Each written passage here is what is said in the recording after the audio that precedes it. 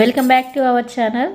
మనం సమాసంలో ఒక ఫస్ట్ క్లాస్లో మనం చెప్పుకున్నాం కదండి, కొన్ని సమస్యల గురించి ఎక్స్ప్లెనేషన్ చేసుకుని దాని యొక్క కంటిన్యూస్ క్లాస్ అండి ఇది. ఫస్ట్ ఆ వీడియో చూసిన తర్వాతనే వీడియో చూడండి, మీకు సమాసం అర్థమవుతుందండి. తత్పురుష సమాసాన్ని మళ్ళీ మనకు 8 టైప్స్గా డివైడ్ చేశారు.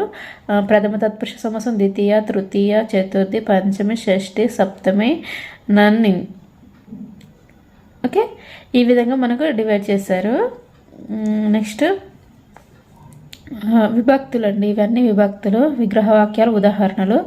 విభక్తులు వచ్చేసి ప్రథమ తత్పురుష సమాసంలో మనకి ఏముంటాయి, డూము, ఊలు ఉంటాయి. మధ్యాహ్నము ఎగ్జాంపుల్, మధ్యాహ్నము యొక్క మద్యము అని ఇక్కడ మనకు దాని యొక్క విగ్రహవాక్యం అండి. ఇక్కడ ము అనేటువంటిది మనకు వచ్చింది కాబట్టి ఇది ప్రథమ తత్పురుష సమాసము. నేను లను కూర్చి, ఇది ద్వితీయ తత్పురుష సమాసము. జలధరం, జలధరం అంటే జలమును ధరించున్నది, జలమును ధరించున్నది. ను అనేటువంటిది మనకు ద్వితీయ తత్పురుష సమాసం. బుద్ధిహీనుడు, బుద్ధి చేతహీనుడు, చేత అనేటువంటిది వచ్చింది కాబట్టి ఇక్కడ చేత, తోడ, తోడు ఇవన్నీ తృతీయ తత్పురుష సమాసం కిందకి వస్తాయి. చతుర్థి కొరకు, కై, వట్టి కట్టెలు అంటే వంట కట్టెలు, వంట కొరకు కట్టెలు, వంట కొరకు మనం ఏం తెచ్చినాం, కట్టెలను తెచ్చినాం.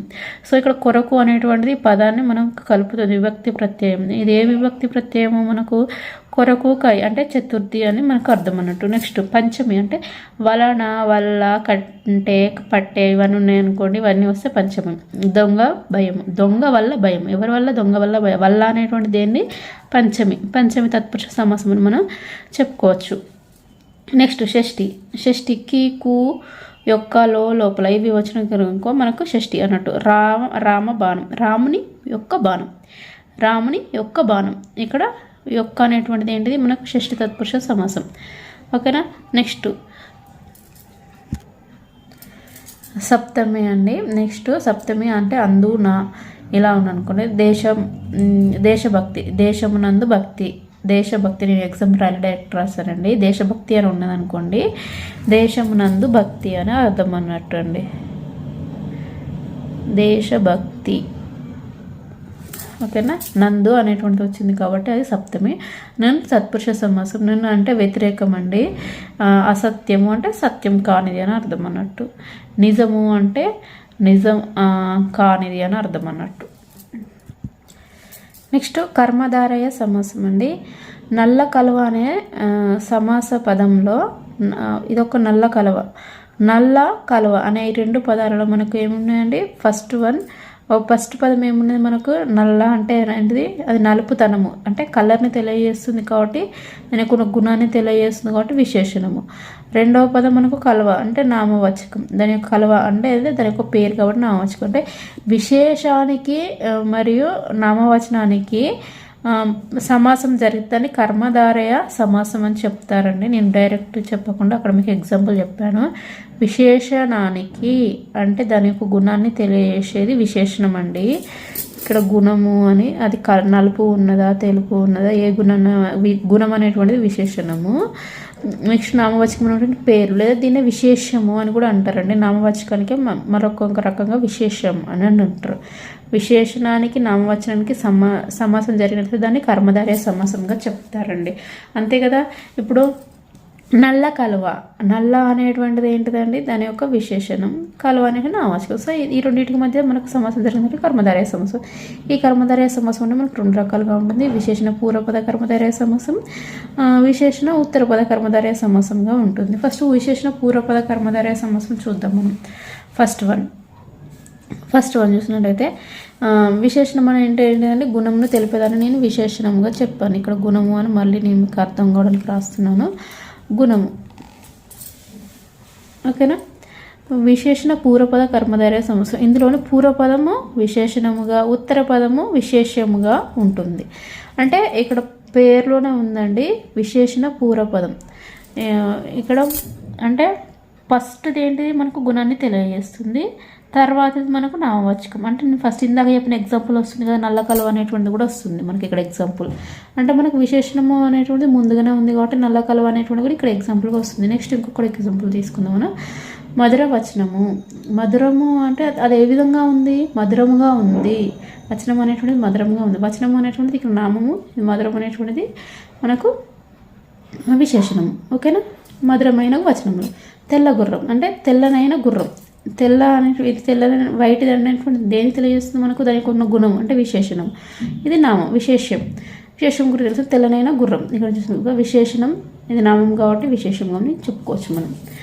నెక్స్ట్ ఇంకొకటి సెకండ్ వన్ విశేషణ ఉత్తరపద కర్మధారయ సమాసం అండి. ఈ సమాసంని కనుక మనం చూసినట్లయితే పేర్లోనే ఉంది. విశేషణము ఉత్తర పదంగా వస్తుంది మనకు. ఫస్ట్ విశేషణం అనేది ఉత్తర పదంగా వస్తుంది. కర్మధారయ విశేషణ ఉత్తరపద కర్మధారం అంటే పూర్వపదం ఏమో మనకు నామవాచకం. పూర్వపదం అనేటువంటి విశేషం అంటే నామవాచకం. ఉత్తరపదం విశేషంగా ఉంటుంది అంటే గుణంగా ఉంటుంది. సో దీన్ని మనం విశేషణ ఉత్తరపద కర్మధారయ సమాసంగా చెప్పుకుంటాం. ఫర్ ఎగ్జాంపుల్ మామిడి గున్న అంటే ఇక్కడ మామిడి గున్న అంటే ఇక్కడ మామిడి అనేటువంటిది పూర్వపద నామవాచకం. గున్న అనేటువంటిది మనకి ఇక్కడ ఉత్తరపదం. నెక్స్ట్ వృక్షరాజ్యము అంటే ఇక్కడ ఏమని చెప్పుకోవచ్చు? వృక్షము అనేటువంటిది నామవాచకం. రాజ్యము అనేటువంటిది మనకు అక్కడ ఏమొస్తుంది? మనకు ఉత్తరపదం విశేషంగా వస్తుంది దానికి. ఓకేనా? శ్రేష్టమైన వృక్షములు. పుణ్యభూమి పుణ్యమైన భూమి ఈ విధంగా మనం చెప్పుకోవచ్చు. ఇది ఇంపార్టెంట్ అండి. ఇంతసేపు చెప్తే కూడా ఇంపార్టెంటే అండి. సంభావన పూర్వపద కర్మధారయ సమాసం అండి. ఈ సమాసంలో తుమ్మి వీరులు అనే సమాసంలో మొదటి పదం ఏంటిది? తుమ్మి. ఏ రకం వీరు తెలియజేస్తుంది మనకు? ఇలా పూర్వపదం అంటే ఏ రకం వీరులో అనేటువంటిది మనకు తెలియజేస్తుంది. సో ఇలా పూర్వపదం అనేటువంటిది మనకు నదులు, వృక్షాలు, ప్రాంతాలు మొదలైన వాటి పేర్లను కనుక తెలియజేస్తుంది దాన్ని సంభావన పూర్వపద కర్మధారయ సమాసం అని అంటారండి. ఒకటే గుర్తుపెట్టుకోవాలి. నదులు, వృక్షాలు, ప్రాంతాలు కనుక మీకు ఎక్కడైనా కనబడ్డాయి అనుకోండి అది మనకు సంభావన పూర్వపద కర్మధారయ సమాసం. ఇప్పుడు ఫర్ ఎగ్జాంపుల్ ద్వారకా నగరం అనేటువంటిది ఉంది. ద్వారకా అనేటువంటిది అంటే ఏంటిది? అది ఒక ప్రాంతం అంటే ద్వారకాను పేరు గల నగరం కాబట్టి అదేంటిది మనకు సంభావన పూర్వపద కర్మధారయ సమాసం. ఫర్ ఎగ్జాంపుల్స్ కొన్ని ఎగ్జాంపుల్స్ చూపిస్తాను చూడండి మీకు. ఇక్కడ ద్వారకా నగరం అంటే ఇది ఒక ప్రాంతం. ద్వారకా అని పేరు గల నగరం. మర్రి చెట్టు, మర్రి అనే పేరు గల చెట్టు అంటే ఇక్కడ ఇది వృక్షం. ఓకేనా? గంగా నది అంటే గంగా అనే పేరు గల నది అంటే నదులు అండ్ వచ్చినాయి కదా మనకు నదులు అనేటువంటిది. నెక్స్ట్ భారతదేశం అనేటువంటి ఏంటిది? ఒక ప్రాంతం.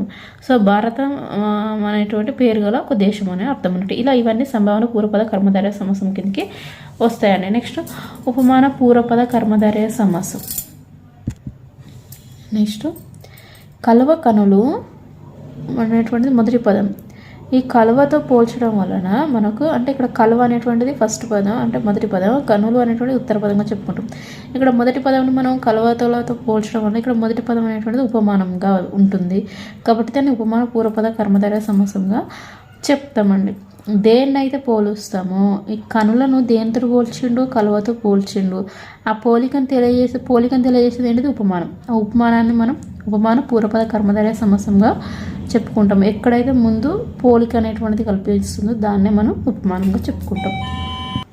నెక్స్ట్ ఉపమాన ఉత్తర పూర్వపద కర్మధారయ సమాసం అని కూడా ఉంటుందండి. నెక్స్ట్ ఉపమాన ఉత్తర పద కర్మధారయ సమాసం అని కూడా ఉంటుందండి. అంటే అక్కడ ఉపమాన ఉత్తర అంటే సేమ్ దీనిలానే కాకపోతే ఉపమానం అనేటువంటి ఇక్కడ పూర్వపదంగా వచ్చింది, అక్కడ ఉత్తర పదంగా వస్తుంది అంతే. అట్లా కనిపిస్తే దాన్ని ఉపమాన ఉత్తర పద కర్మధారయ సమాసంగా చెప్పుకోవచ్చు. సో మీకు ఈ వీడియో కనుక నచ్చినట్లయితే లైక్ చేయండి, మీ ఫ్రెండ్స్కి షేర్ చేయండి, అంతకంటే ముందు మీరు సబ్స్క్రైబ్ చేసుకోండి. Thank you for watching.